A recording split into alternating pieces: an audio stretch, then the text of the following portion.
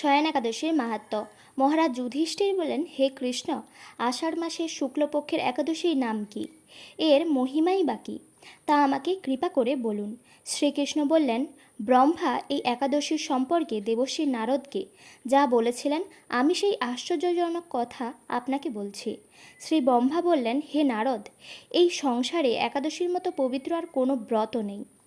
সকল পাপ বিনাশের জন্য এই বিষ্ণুব্রত পালন করা একান্ত আবশ্যক।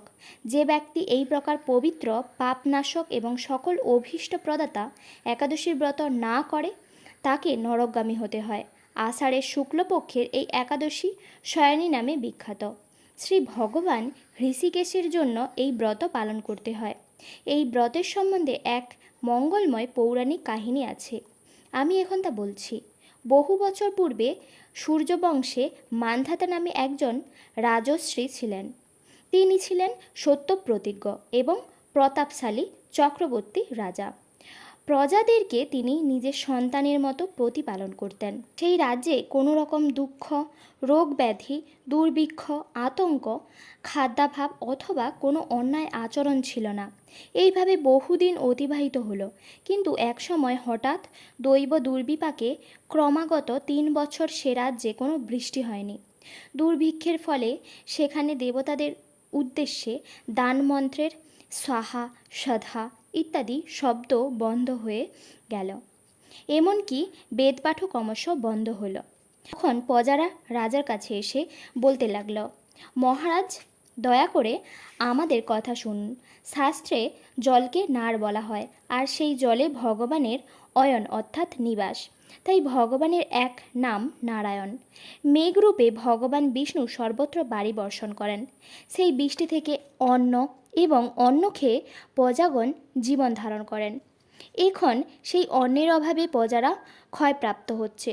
অতএব হে মহারাজ, আপনি এমন কোনো উপায় অবলম্বন করুন যাতে আপনার রাজ্যের শান্তি এবং কল্যাণ সাধিত হয়। রাজা মান্ধাতা বললেন, তোমরা ঠিকই বলেছ। অন্ন থেকে প্রজার উদ্ভব, অন্ন থেকেই প্রজার পালন। তাই অন্নের অভাবে প্রজারা বিনষ্ট হয়। আবার রাজ্যার দোষেও রাজ্য নষ্ট হয়। আমি নিজের বুদ্ধিতে আমায় নিজের কোনো দোষ খুঁজে পাচ্ছি না। তবু প্রজাদের কল্যাণের জন্য আমি আপ্রাণ চেষ্টা করব। তারপর রাজা ব্রহ্মাকে প্রণাম করে সৈন্যসহ বনে গমন করলেন। সেখানে প্রধান প্রধান ঋষিদের আশ্রমে ভ্রমণ করলেন। এভাবে একদিন তিনি ব্রহ্মার পুত্র মহা তেজস্বী অঙ্গিরা ঋষির সাক্ষাৎ লাভ করলেন। তাকে দর্শন মাত্রই রাজা মহানন্দে ঋষির চরণ বন্দনা করলেন। মুনিবর তাকে আশীর্বাদ ও কুশল প্রশ্ন জিজ্ঞাসা করলেন। রাজা তখন তার বনে আগমনের কারণ সবিস্তারে ঋষির কাছে জানালেন। ঋষি অঙ্গিরা কিছু সময় ধ্যানস্থ থাকার পর বলতে লাগলেন, হে রাজন, এটি সত্যযুগ। এই যুগে সকল লোক বেদপরায়ণ এবং ব্রাহ্মণ ছাড়া অন্য কেউ তপস্যা করে না। এই নিয়ম থাকা সত্ত্বেও এক শূদ্র এ রাজ্যে তপস্যা করেছে। তার এই অকার্যের জন্যই রাজ্যের এই দুর্দশা। তাই তাকে হত্যা করলেই সমস্ত দোষ দূর হবে। রাজা বললেন, হে মুনিবর, তপস্যাকারী নিরপরাধ ব্যক্তিকে আমি কিভাবে বধ করব? আমার পক্ষে সহজসাধ্য অন্য কোনো উপায় থাকলে আপনি তা দয়া করে আমাকে বলুন। তদুত্তরে মহর্ষি অঙ্গিরা বললেন, আপনি আষাঢ় মাসের শুক্লপক্ষের শয়নী নামে প্রসিদ্ধা একাদশীর ব্রত পালন করুন। এই ব্রতের প্রভাবে নিশ্চয়ই রাজ্যে বৃষ্টি হবে। এই একাদশী সর্বসিদ্ধিদাত্রী এবং সর্ব উপদ্রব নাশকারী।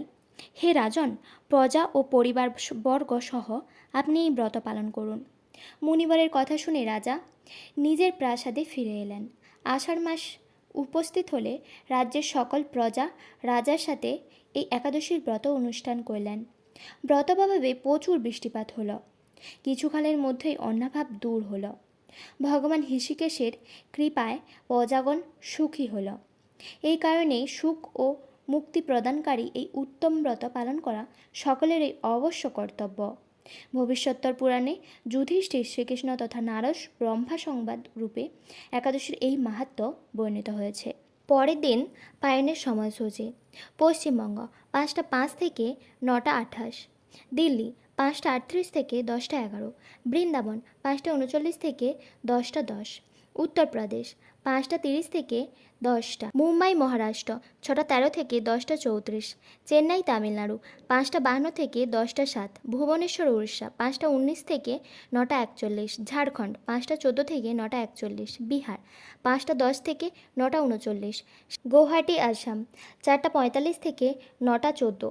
আগরতলা ত্রিপুরা 4:51 থেকে 9:18। মিজোরাম 4:46 থেকে 9:11। অরুণাচল প্রদেশ 4:37 থেকে 9:07। সিকিম 4:55 থেকে 9:26। উত্তরাখণ্ড 5:27 থেকে 10:02। হিমাচল প্রদেশ 5:32 থেকে 10:09। পাঞ্জাব 5:41 থেকে 10:17। বাংলাদেশ 5:31 থেকে 9:46।